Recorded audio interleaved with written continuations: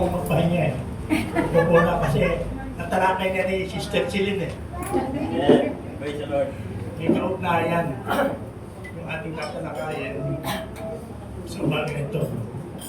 Una-una nagpapasalamat ako sa Panginoon dahil na pinatayo niya ako nito for almost 2 months yata, or 3 months. Na hindi na ako nakakapunta rito. Kasi talaga hindi ko mailangan yung paa ko, hindi ako makatayo. Ultimo ng birthday ko, hindi ako nakapunta. Dahil hindi talaga ako makatayo noon. Sabi nga, na ang Diyos ay gagamit na kahit na hindi Kristiyano. At yun ang nararanasan ko sa buhay namin ngayon, na meron sumusuporta sa amin na hindi naman kapatira. At meron pang nangako sa amin na once a week, hihilutin niya ako dahil nahihilot niya ako ng Sabado, malaking ginhawa ang naramdaman ko. Kaya nga sabi, kahit pang unbeliever ginagamit ng Panginoon niya para suportahan yung kanyang mga anak. At sa nangyari sa akin, may pinakita lang sa akin talaga ang Panginoon. May pinakita sa akin.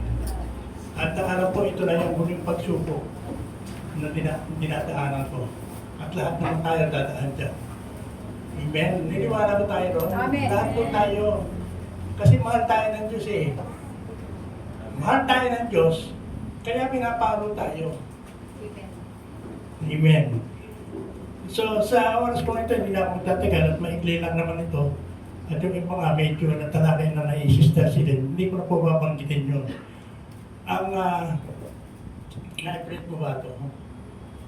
Ang ano lang kasi, ang nais kong bahagi sa atin ngayon ay yung paglago natin bilang mga Kristiyano.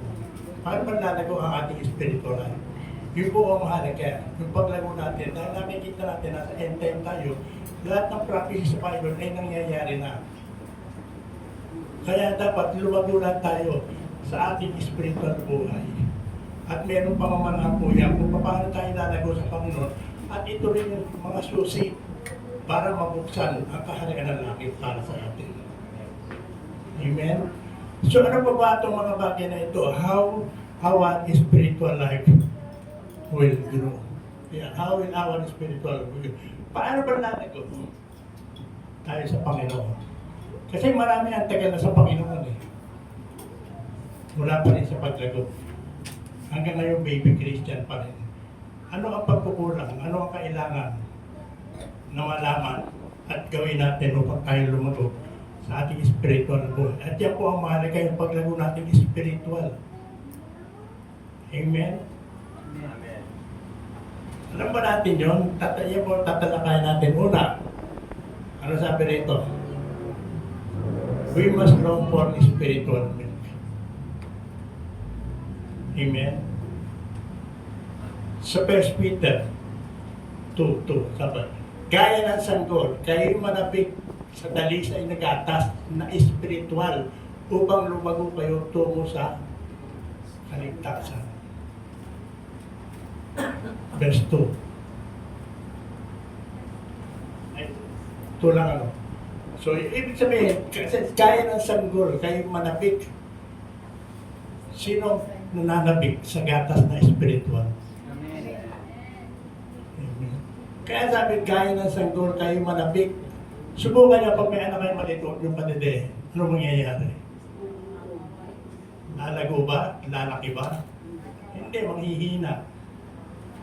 Ganoon din tayo, lalo na sa mga bagong Kristiyano. Kahit na sa matatagal na, maraming tayo pinananabikan natin. Amen? Pag-isip mo na sa umaga, sabik na tayo. Tayo makadede. Makakain tayo na sabi gaya ng sanggol. Kayo manapik sa dalisay na gatas. Dalisay na gatas, puro-puro gatas. Puro-puro salita ng Diyos. Amen? Na Espiritu upang lumago kayo tungo sa kaligtasan. At yan ang nais na pang lumago tayong lahat.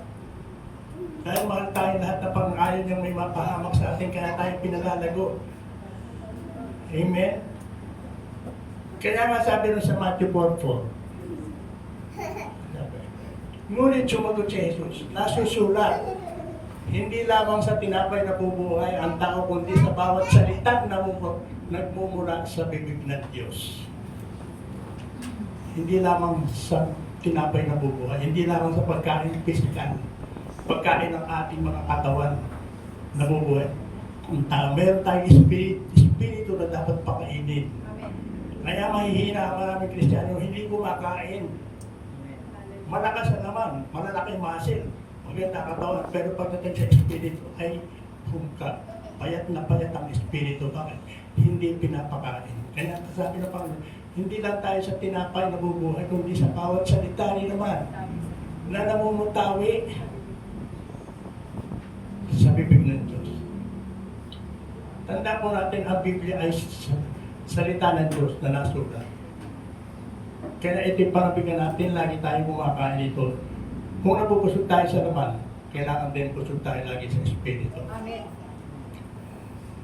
Sino nagugutom sa Espiritu na pagkain? Amen.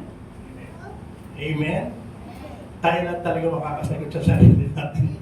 Kung tayo sabik na sabik, pagmulat na ating mga mata, ano ang nararamdaman natin? Kadalasan, di ba, magkakape, almusal, kakain sa Espiritu. Nanamig ba tayo sa gatas na galing sa Panginoon, sa salita ng Panginoon? Kaya panabigan natin ang salita ng Diyos. Amen? Ano ba maidudulot sa atin? Kung tayo ay patuloy na nag-aaral, nagbabasa ng salita ng Diyos. Doon sa 2 Timothy 3:16 and 17. Medyo matali lang po ito dahil hindi rin ko rin kaya magtagal na tayo. Ang sabi nito, ang lahat ng kasulatan ay kinasihan ng Diyos. Lahat. Ang lahat ng kasulatan ay kinasihan ng Diyos at takip pakakinabang sa pagtuturo ng katotohanan. Ang salita, ang Biblia lamang ang magtuturo sa atin ng katotohanan. Walang iba. Amen. Kaya kahit yung naririnig natin, katulad nito naririnig nyo, pagdating ko sa bahay, reviewin nyo, tingnan nyo kung tama yung sinasabi ko. Yun ang tinatawag ng Berean Spirit. Yung nadidinig ng mga tiga-Berean kay Pablo. Pagdating nila sa bahay, bubuklatin nila ang Bible kung totoo yung sinabi ni Pablo. At yun din dapat. Marami tayong pinupuntahan, marami tayong inaatinan. Pero huwag tayong pakatiwala. Tingnan natin kung totoo yung sinasabi. Dahil sa panahon natin, marami false prophet, false teacher sa panahon natin. Kung kayo mahilig sa Facebook, makikita nyo yan. Amen? Mga kasinungaling nila, ipinipreach nila, hindi binabahagi nila. Kaya sabi, ang lahat ng kasulatan ay kinasihan ng Diyos. At nakipakinabang sa pagtuturo ng katotohanan, sa pagsaway sa kamalian. Kaya nga tayo sinasaway sa pamamagitan ng salita ng Diyos. Kaya kung kahit na masakit ito, tanggapin natin dahil salita ng Diyos yan. At yun ang tinatawag na pruning. Pinuprune tayo para maalis yung mga bagay na hindi ka nais-nais. Inaalis na Panginoon yan. Dahil gusto ng Panginoon, maaligtas tayo lahat. Ayaw ng Diyos na may mapahamak kahit isa sa atin. Pero kanya nga binibigyan tayo ng mga aral. Kaya sabi, yung Bible ay makakapagturo ng katotohanan sa pagsaway, sa kamalian, sa pagtutuwid sa likong gawain, at sa pagsasanay para sa matuwid na pamumuhay. Ito yung gamit ng Bible. Kaya kung hindi tayo nagbabasa, hindi tayo nananabik, walang pagbabago sa atin. Dahil ang salita ng Diyos, kinasihan niya ito ang makakapagbabago sa atin. Walang iba. Kaya manamig tayo sa araw-araw. Tanungin natin sarili at tayo rin makakasagot. Araw-araw ba akong kumakain? Tayo lang makakasagot na sa sarili natin. Amen? Kaya nga pinagkaloob sa atin yung banal na Espiritu. Para siya ang maging teacher natin, siya ang mag-convict sa atin. Kahit kung minsan, di ba, ating gabi, alas 3, alas 2, gigisingin ka. Amen. Para magbasa ka dahil gusto kang may text sa iyo ang Panginoon. Gusto ang Panginoon, basahin mo. Amen. Kaya nga, mayroong mga tinatawag na yung sinabi na prophecy na darating ang panahon sa huling panahon. Lalago ang kaalaman. Di ba napakalawak ng kaalaman ng mga tao ngayon? Pinalitan ng Bible. Anong pinalit? Cellphone. Diba? Diba na sana kung yung cellphone mo may Bible, doon ka nagbabasa. Eh hindi eh. Sino kaya ito? Sino kaya sinabi? Amen? Tanggapin natin yan, nasa ulit panahon tayo. Lalago ang kaalaman. At yan, priority ng mga tao. Amen. So yun po mga kapatid, napakahalaga ng salita ng Diyos kaya panabikan natin. Kaya nga, we must long for spiritual milk. Manabig tayo sa gatas, sa purong gatas. Walang iba kung hindi ang salita ng Diyos. Kaya nga sabi doon sa Joshua 1:8, ano ba sabi doon?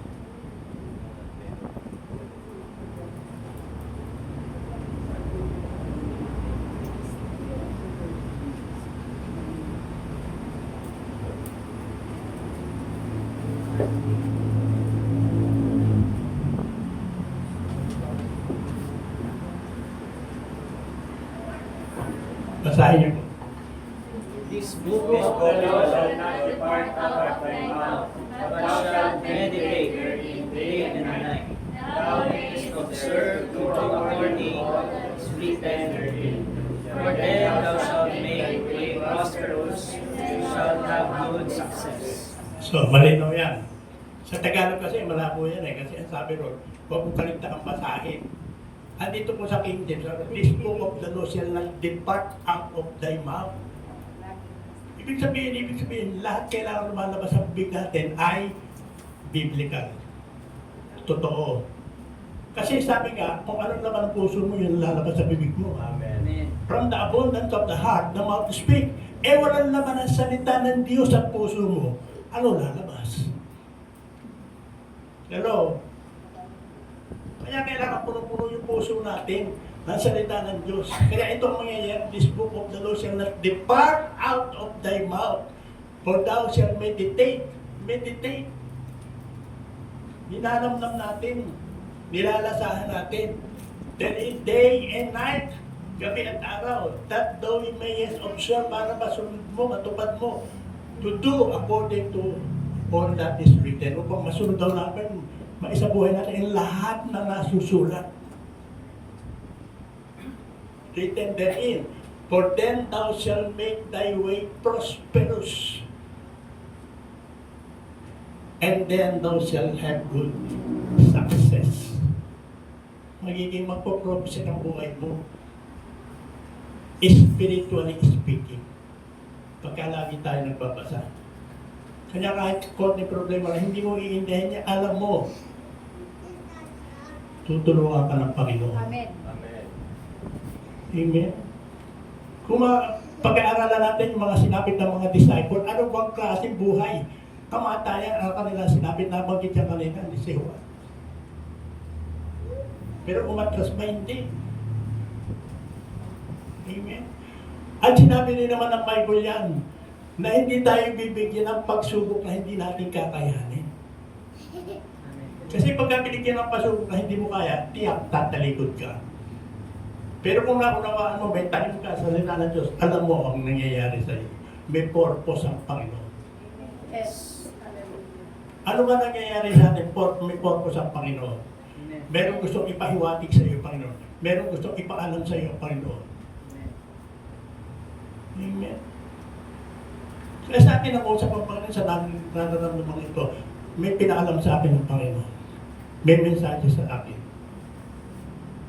Totoo nga pala yun, even the unbeliever will ay magagamit ng Diyos to support you. At yan ay nangyayari sa aming mag-asawa sa ngayon. Hindi lang mga Kristiyano, hindi lang mga anak ko. Even the unbelievers. Amen. Meron nga nag-commit sa akin, every Saturday, pupunta siya sa bahay. At walang presyo sinabi, hihilutin niya ako. Dahil hinihilit niya ako sa Sabado, guminawa ako, kanya nga nakatayo ka nila. Nakatayo ako. Alam niyo ba, napakalaki ng ginastos ng mga anak ko doon sa gamot. Kaya yung huling hiling sa akin ng doktor, hindi ko na pinansin. Tuti echo. Nung tinanong ko magkano 5,000, sabi ko hindi na. Eh yung pala hilot lang naman. At saka pagkagabi o kaya umaga, binababad, nagpapakulo ng tubig na may manigamgam, may asin at luya. Binababad ko yung bako at guminawa. Amen? So huwag tayong pangitawaan mga kapatid. Sorry po, medyo ano na. Sana makatagal. So yun po ako na. No? We must long for spiritually. At ito rin na susi para mabuksan ang kaharian natin. Para mag-open. Amen? Amen. Ay sabi ko, nung inano po ito, related din to sa attack sa series. Punta tayo dun sa ano ba? So tapos na tayo doon, we must long for the spiritual men. Pangalawa, Ephesians 5, 1 and 2.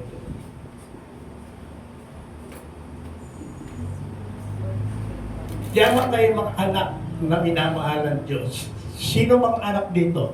Amen. Ibig sabihin, anak tayo, mahal tayo ng Diyos. Kaya sabi dito, yaman kayo mga anak na minamahal ng Diyos. Tularan ninyo siya. Tularan. Amen.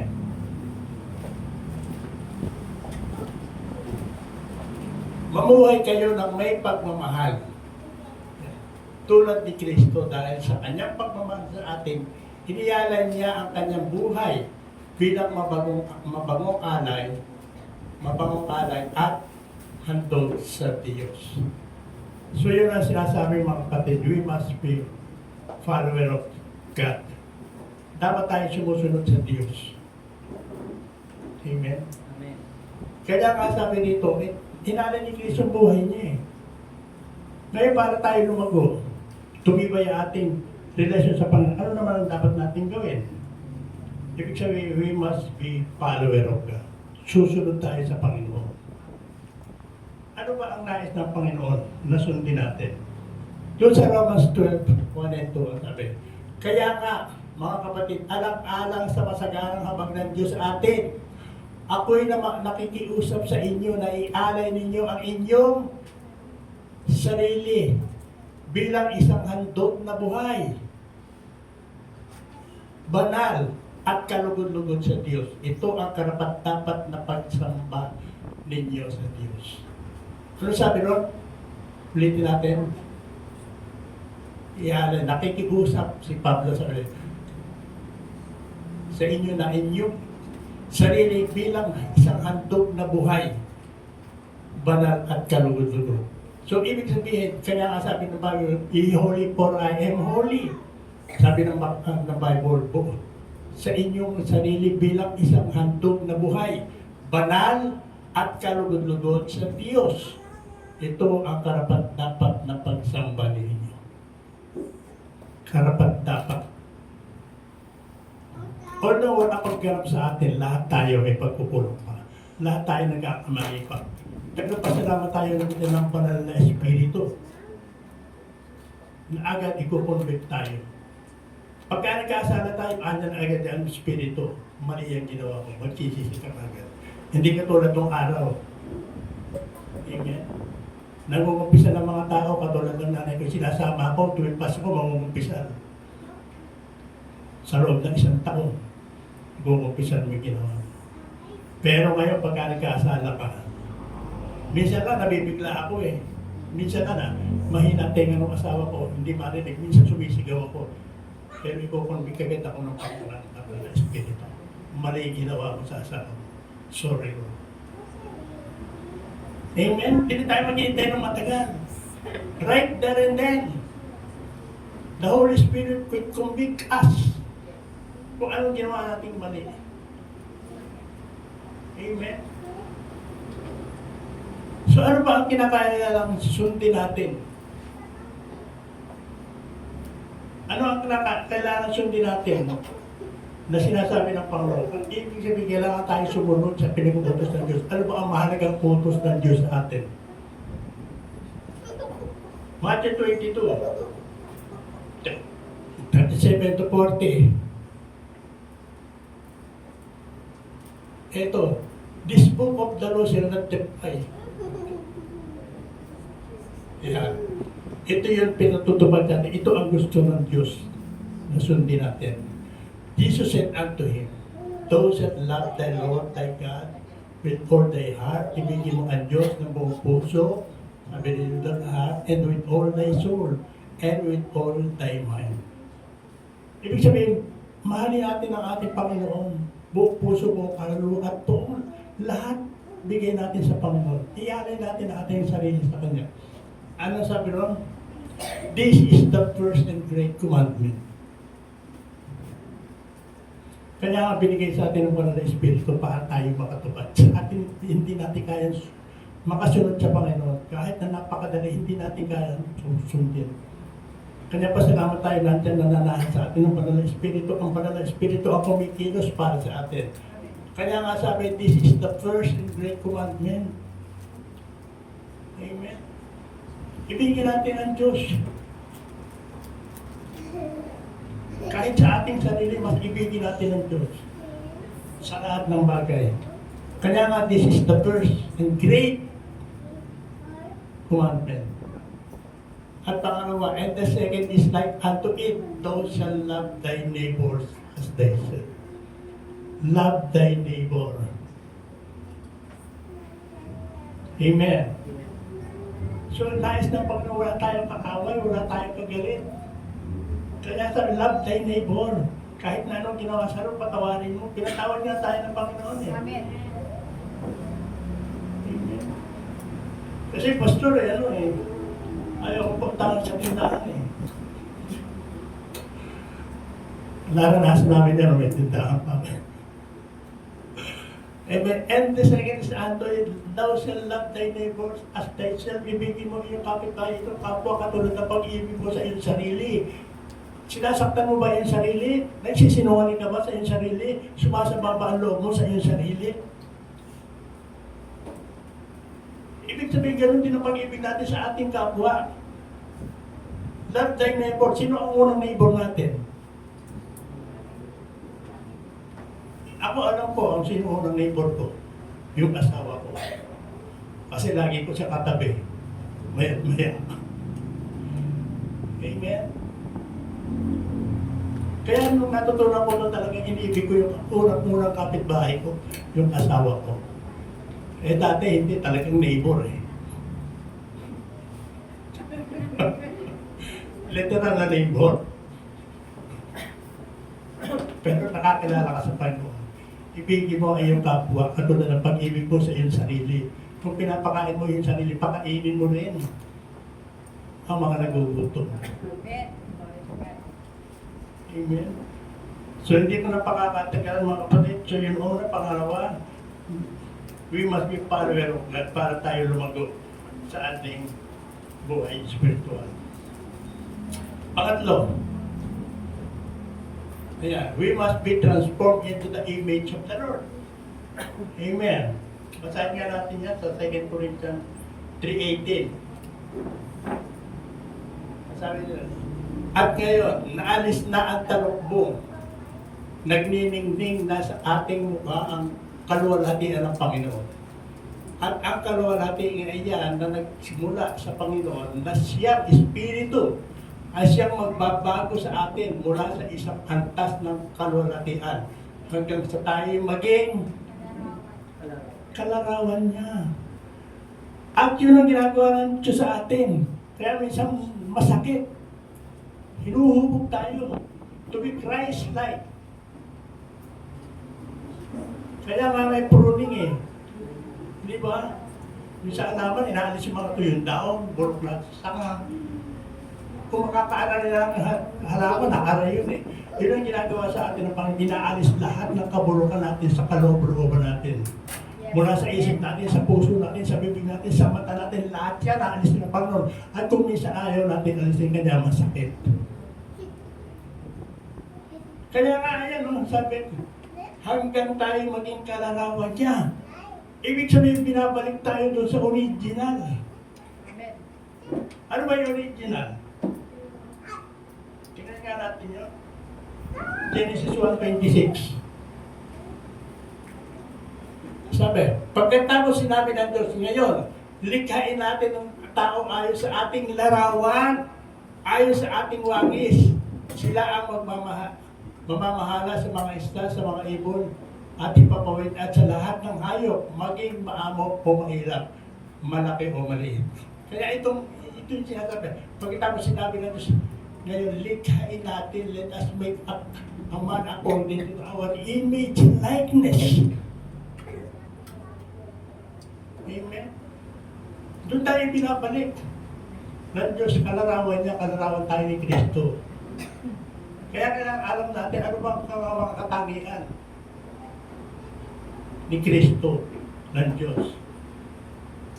Siya ay banal, siya ay pag-ibig, siya ay pagpatawad, siya ay mapagmahal, siya ay matulungin. Amen. Lahat ng katangian, dapat alam natin yan. At yun, unti-unti tayong hinuhubog ng Panginoon doon sa kanyang wangis at larawan. Kasi without na hindi tayo maging kalarawan ng Diyos, hindi mabubukas ang kalangitan sa atin. Yun ang sikreto. Kailangan tayo sa kapangyarihan ng Banal na Espiritu para mahubog tayo according to the image and likeness of our God. Kaya sabi, be holy for I am holy. The one will enter the kingdom of God pagka walang kabanalan. Dahil ang Diyos ay banal. Kaya nga tayo may pagpaano eh. Amen. So yan mga kapatid, hinuhubog tayo ng Diyos. Siguro uli na ito, medyo namamanhintay pa ako. Yung pang-apat, sabi, we must be constant in prayer. Amen. Basahin natin ang isang verse doon sa... Teka.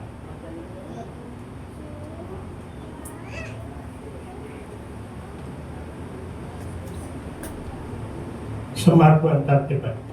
Kailangan kasi yung prayer life natin. Madaling araw pa bumangon na si Jesus at nagpunta sa isang lugar na walang tao at doon ay nanalangin. Tingnan niyo si Jesus, madaling araw pa. Amen. Yung mga Kristiyano ngayon, alas 10 na, nasa higapan pa eh. Hindi makaalala. Tandaan natin, ang pananalangin ay pakikipag-usap sa Diyos. Amen. Pagmulat ng mata mo, pasalamat na tayo at humingi tayo ng gawin patnubay sa pumulubog kahapon.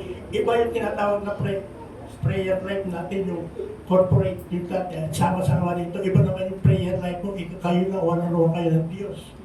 Personal prayer, at doon tayo pinakausap ng Diyos. Yung personal prayer natin. At doon tayo makakatanggap ng mga revelasyon. Pero ang dapat gawin natin sa buong maghapon. Amen. At maraming halimbawa dyan. Sa Bible mo lang ngayon, si Jesus ang nagpakita. Madaling araw pa, lumayo siya. Nag-iisa siya, pumunta mo sa wilderness. Nag-iisa siya, hindi niya sinabay mga disciple. At gusto niya mga disciple matuto rin magkaroon ng personal prayer. Amen.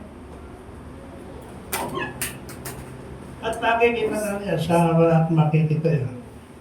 Yung hinalimbawa dito yung early church. Ang early church, tingnan natin. Doon sa Acts 2:42.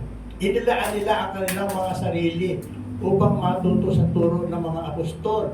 Magsama-sama bilang magkakapatid, magsalo-salo at sa pagkain ng tinapay at manalangin. Tinawag nila na early church, nanalangin sila. At hindi lang panalangin. Bakit sinasagot ng Diyos ang panalangin nila? Bakit tayo minsan walang katagutan? Dahil may pinapagawa sa atin, mga Panginoon, hindi natin sinusunod. Tandaan po natin, hindi lahat ng panalangin sinusunod ay pinapakinggan ng Panginoon.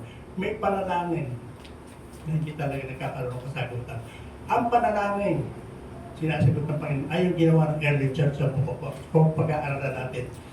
Sila nananalangin sama-sama corporate prayer. At hindi lang yun.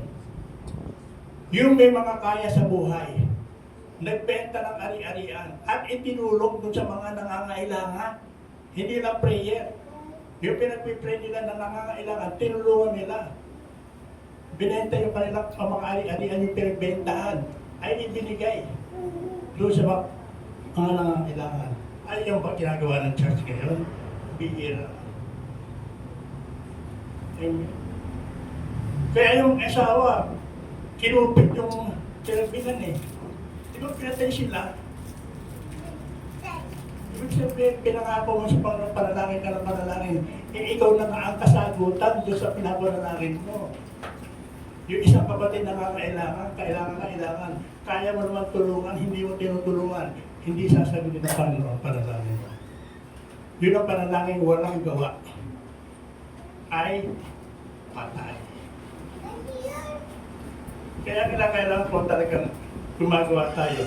Isa pa yan. Isa pa sa halimbawa ng panalangin ay si Daniel. Di ba si Daniel? 3 beses maghapon.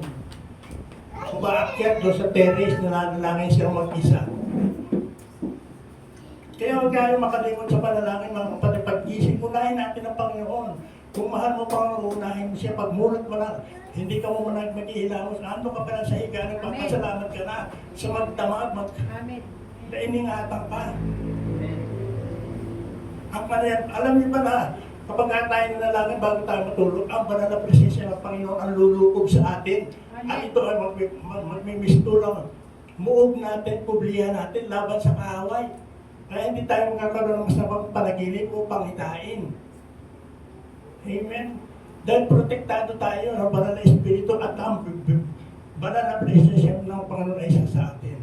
Kaya pagmulat na ating mga mata, Panginoon, maraming po salamat sa panibagong araw na ito, panibagong liwanag na binigay mo sa ating gabay. Patnubay mo, Panginoon, ay sumaakin at sa aking sambayan. At i-provide mo, Panginoon, lahat ang aming pangailangan. Amen. So yun ang mahalaga. We must be constant in prayer. So yung apat lang na yung mga kapatid, nais kong ibahagi.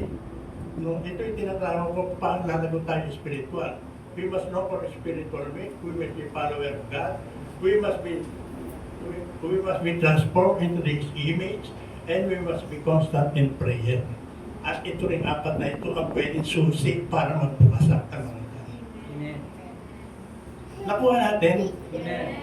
Kaya simula sa araw na ito, mga kapatid, huwag natin baliwalain. Mahalaga yung prayer natin, personal prayer.